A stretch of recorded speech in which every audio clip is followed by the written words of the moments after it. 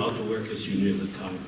And I met this incredible activist from First Nations who spoke about the need to craft, to develop, to build an alliance of labor movement, First Nations, and Québécois militants.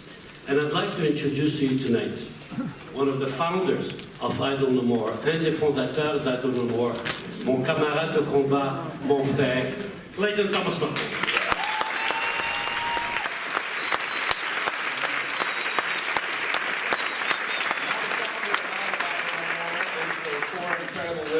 From Saskatchewan. I was just one of their helpers that was told to do stuff, and I made sure and listened. Hey everybody. Wow, I'm sorry, I'm still blown away by all of these incredible speakers and the thought of Justin Trudeau all oiled up this Sunday at the Gay Pride Parade. Yeah, that's quite the image. Bonjour, Tanse, Songe, Benesi, and Nene, Tishnakas, Kinutotem. As Roger mentioned, my name is Clayton Thomas Muller. I'm a Cree man from Pugatawagan Cree Nation, Treaty 6 territory in northern Manitoba. And I wanted to first and foremost recognize the traditional territory that we're all gathered in here today.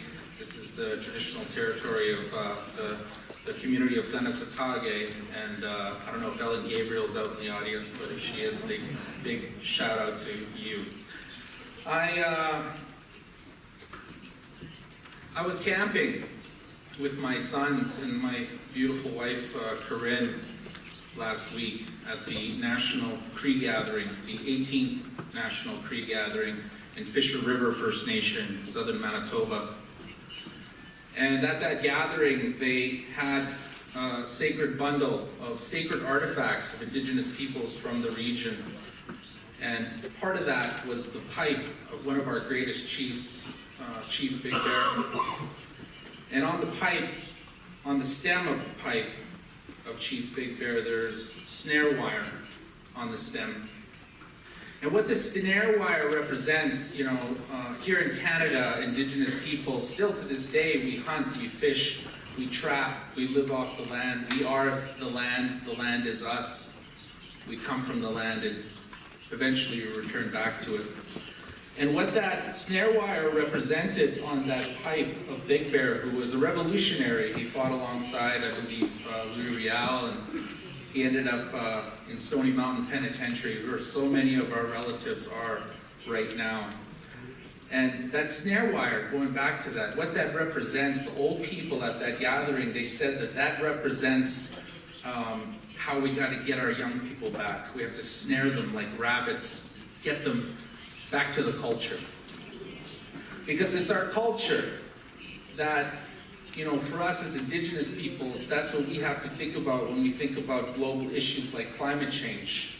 And that's really what all of humanity needs to think about. You know, to quote one of my lifelong teachers and dear friend, Tom Goldtooth, the director of the Indigenous Environmental Network, he says, when we talk about climate change, what we're really talking about is members of the five-fingered nation, that's you and me, all of humanity. You know, this race thing is bullshit. When we talk about climate change,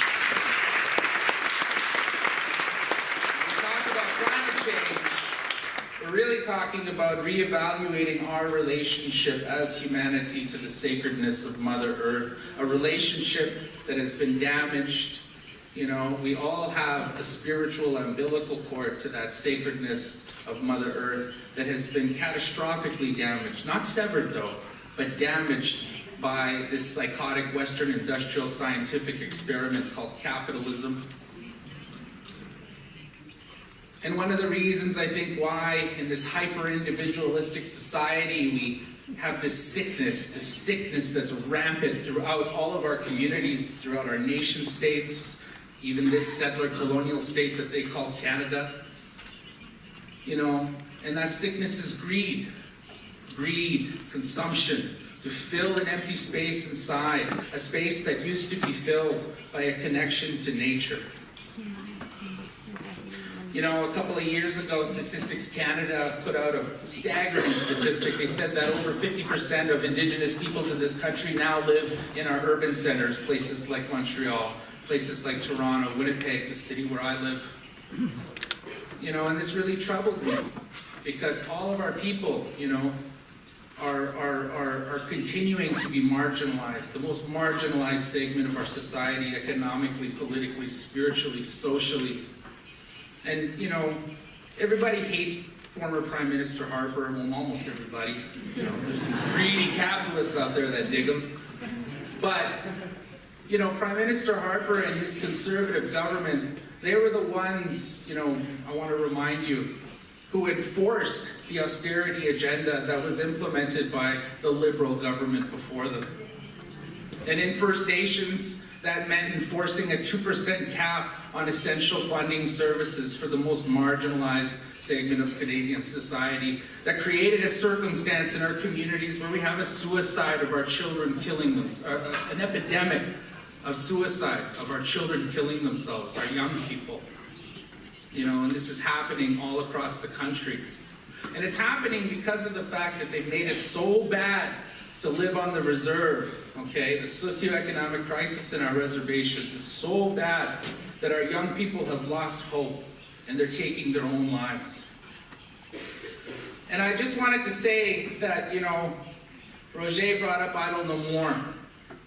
You know, for me, Idle No More was something that I looked at from the fringes, you know, at a time when the Harper government was passing these draconian pieces of legislation, gutting 40 years of environmental policy, gutting 40 years of social and health policy, gutting all of the participatory democratic mechanisms in our society aimed at giving citizens an opportunity to have a voice in how policies are designed, gutted and entrenching all of that power in the office of the Prime Minister, okay? You know, our women rose up like they always do, and they started to go to work, and they started to organize.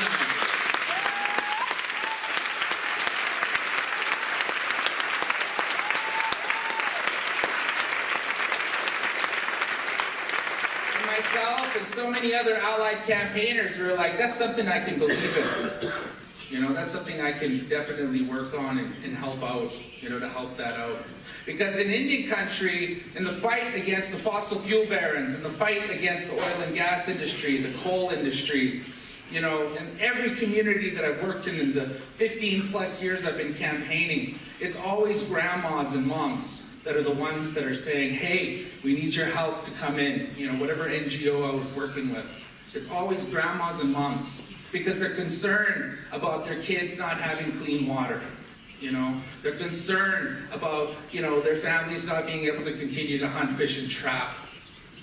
And, you know, I think what Idle No More represents, you know, is this glimmer, you know, this glimmer of the future that is actually right here, right now. This unraveling of the inevitability narrative that capitalists will have you believe that oil companies are somehow an essential part of our society and we just have to tolerate them. But this isn't true, you know. And for me, you know, when I seen Idle No More shut down every single highway, every single railway line, you know, on December, whatever it was, 21st, 2012, you know, they shut down Trans-Canada, they shut down every train in the province of Ontario, and they shut down 6 border crossings to the United States, and they did it with only one single arrest, you know? And they cost this country's economy tens of millions of dollars, if not more. And I seen the same kind of hope come from when I was watching here in Quebec, the young people who were like, wait a minute, you're not going to raise our tuition fees. And they mobilized, you know, over a year. They put 500,000 people on the streets, dethroned a 3-term charade government. And that's not even the inspiring part to me. The part that was inspiring is that while they were fighting against tuition fees, they began to, you know, also message against the austerity agenda. They began to shine a very bright social movement light on Plan North, a plan that would bring in a renaissance of mining, mega hydro development, you know, mega forestry development in northern Quebec, a plan that would disproportionately impact the Cree and Innu people in those regions. Because whether it's Quebec or Alberta or British Columbia or where I live in Manitoba or in the Atlantic provinces, environmental racism in this country is very much a red and white issue. The majority of Canadians that live here, that pay taxes, that vote, that obey the laws, all live within 200 kilometers of the US-Canada border, and the rest of the country is inhabited predominantly by Inuit, by Métis, and by First Nations peoples. And so when we lay a map of all the Indigenous communities in this country, and we overlay that map with the most toxic and destructive industries, the oil and gas developments, tar sands, pipeline developments, mega hydro developments, they're all within kilometers of Indigenous communities. And so when we talk about changing the system and not the climate, in this country we have to talk about colonization. We have to talk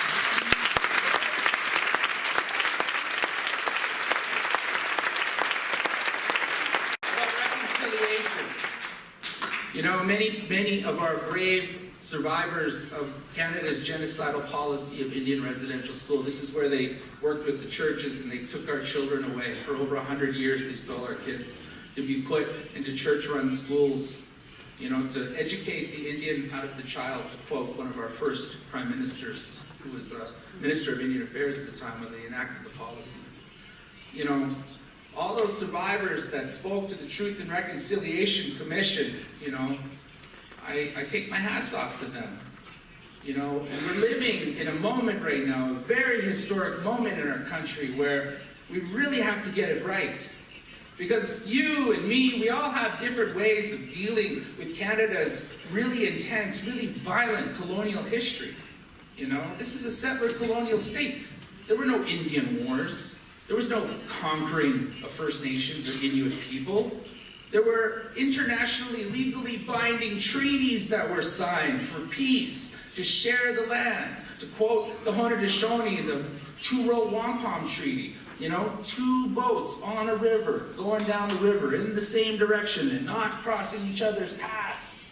This is the spirit and intent of all of the agreements forged by our ancestors. But of course, those agreements have not been met. And Indigenous peoples today still, are in crisis. And neocolonialism, has reared its head. Only this time it's not Jesuit priests in black robes coming into our communities, it's corporate CEOs in black suits coming into our communities. And instead of saying, change the way you communicate to Creator to solve your problems, they're saying, change your relationship to the sacredness of Mother Earth by entering into the industrialization game. And it's bullshit, And we really, really need to work together. We need to build. I work for 350.org. And similar to my brother here, I'm really, really into civil disobedience. I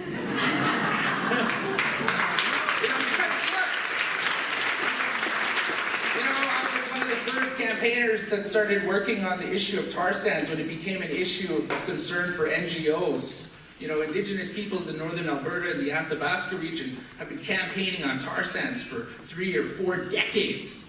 And it was only about 10 years ago that the nonprofit industrial complex decided to get involved, and I was one of those people that got involved. And at the time, it was a small group, really one family from Fort Chipewyan, that said, we got to do something about the tar sands. And we started to organize, and we started to organize, and we started, we organize, mobilize, organize, mobilize.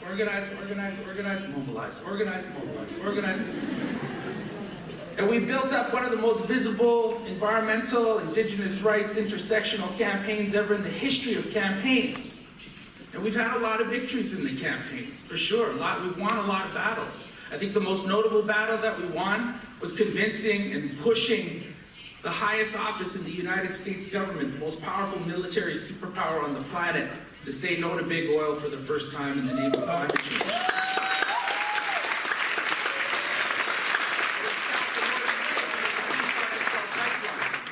But we haven't stopped there. We haven't stopped there. We still have half a dozen other pipeline proposals that sit on the table. We have the oil by rail fiasco still continuing. We have, proposals like the tech mine and the tar sands. This is a mine that, if it's approved, will be as big as all of the other surface mining operations combined. Okay, it'll have its own dedicated tailings ponds. There's already 13 tailings or 12 tailings ponds in the tar sands that are so big you can see these things from outer space. If one of these tailings ponds were to burst into the Athabasca River, it would foul a third of Canada's freshwater resources. And remember, Canada has what, 2/3 of the world's freshwater resources here? And so this is psychotic. This psychotic Western scientific endeavor.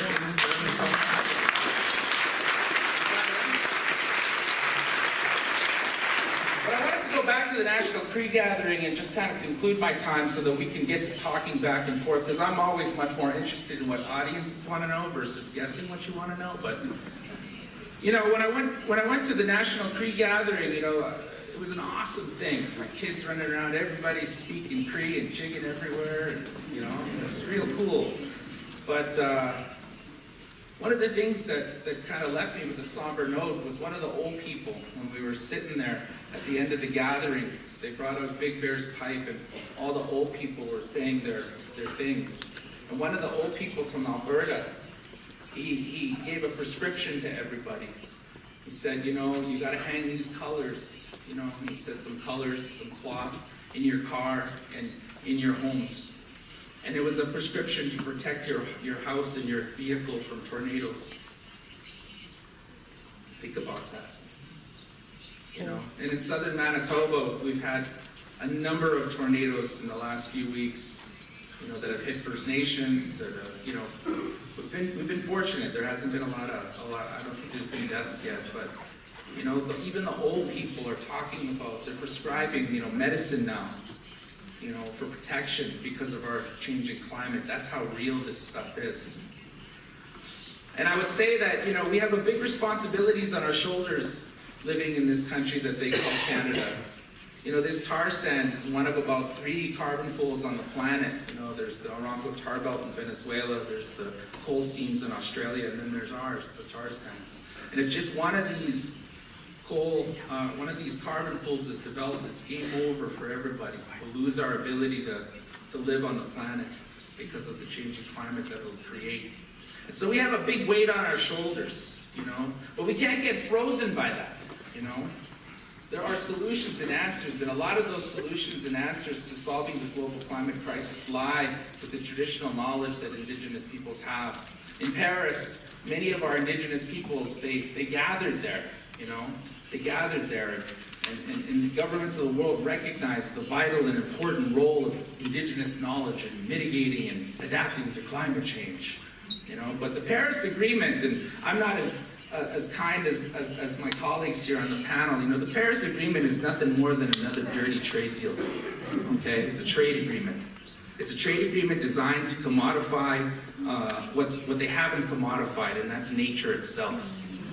They're commodifying the Earth's atmospheric carbon cycling capacity to process carbon dioxide. They are commodifying the very forests in the south. And countries like Canada are relying on these market-based mechanisms that Paris lifts up to buy their way out of compliance. Oh, we planted 1 million trees in Brazil, palm oil trees. We burnt the forest down there and moved the Indigenous peoples out of the way first. And then we planted 1 million palm trees, so we're going to expand the tar sands because that's going to put the carbon credits. It's all good, That's what they're doing when they talk about the green economy. And so my challenge to all of you is that educate yourself on the complexities about this. When we talk about climate change here in Canada, we have to talk about colonization. We have to talk about reconciliation. Because fundamentally, this country's economy is based on the marginalization of Indigenous peoples, the suppression of our collective rights, and the dispossession of our peoples from land. Okay, so that they can give open-door access to multinational corporations to come in and extract those resources and sell them to the highest bidder on the international market. And so, when we talk about climate change, we have to talk about reconciliation. We have to talk about healing the wounds of the past. We have to talk about a new way of thinking, a new way of planning. learning from our past, preparing in our present to defend our collective future. And I think that this movement right now, against the fossil fuel barons, this is about giving our young people and our children yet to be born the movement infrastructure that they need to fight the next big war, which is going to be to defend the sacredness of water. And my concluding statement would be, some of our women, they just gathered on the Great Lakes water gathering. One of our noted artists and community leaders, Christy Belcourt, was one of the people that convened that together. And they came out with a declaration from the grandmothers on how to defend and how to protect our water that are based on original instructions that we received as the first people of these lands, given to us by Hishimenatu. I encourage you to Google that and to look at that declaration, and to talk to your children about it, about the sacredness of water, the sacredness of the place where you call home. Know who your first people, neighbors are. This process of decolonization is a responsibility that we all carry, and we have to get it right, because there's an even bigger fight coming after we've kicked big oil out of the picture, and that's the fight against the privatization and commodification of the sacred element of water. I'll leave it at that.